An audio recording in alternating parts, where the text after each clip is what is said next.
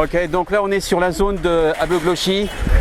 Comme on peut le voir un petit peu partout derrière, c'est vraiment une ville dans la ville, à savoir qu'ils réparent absolument tout ce qu'ils veulent ici, entre guillemets, à savoir qu'ils récupèrent plein de choses. Ça peut être des voitures jusqu'aux déchets électroniques.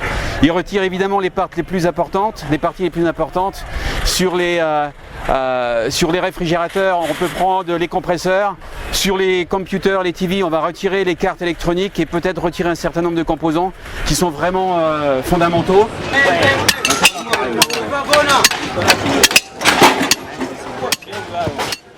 Sur le site, sur une apparente anarchie, en fait, tout est relativement bien organisé.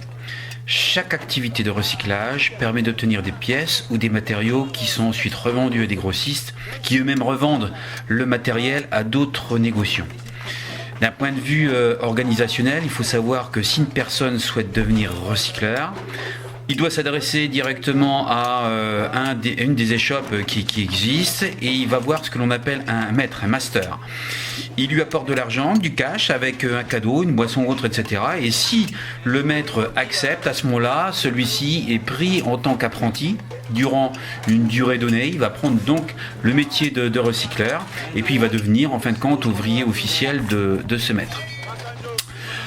On retrouve en fait un processus d'apprentissage bien évidemment qui est informel mais qui se rapproche vraiment d'une logistique d'une entreprise dans laquelle on va retrouver du stockage, donc des activités de montage, de la pesée, de la négociation.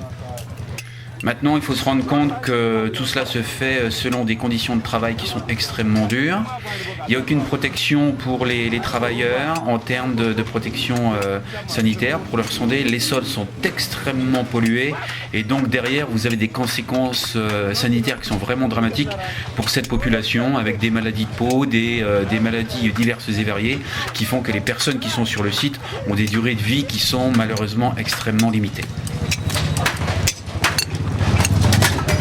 Ok, thank you.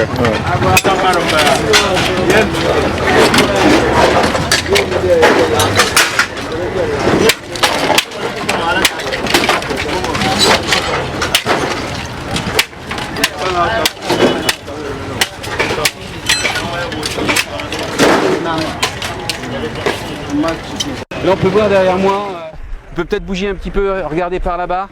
On a un petit peu de tout et encore là ce n'est qu'une partie de la zone. Hein. On est vraiment que sur un petit bout de la zone d'Abogloshi. C'est comme une petite ville, il y a encore beaucoup plus loin là-bas où ils brûlent des déchets sur place au niveau des déchets électroniques.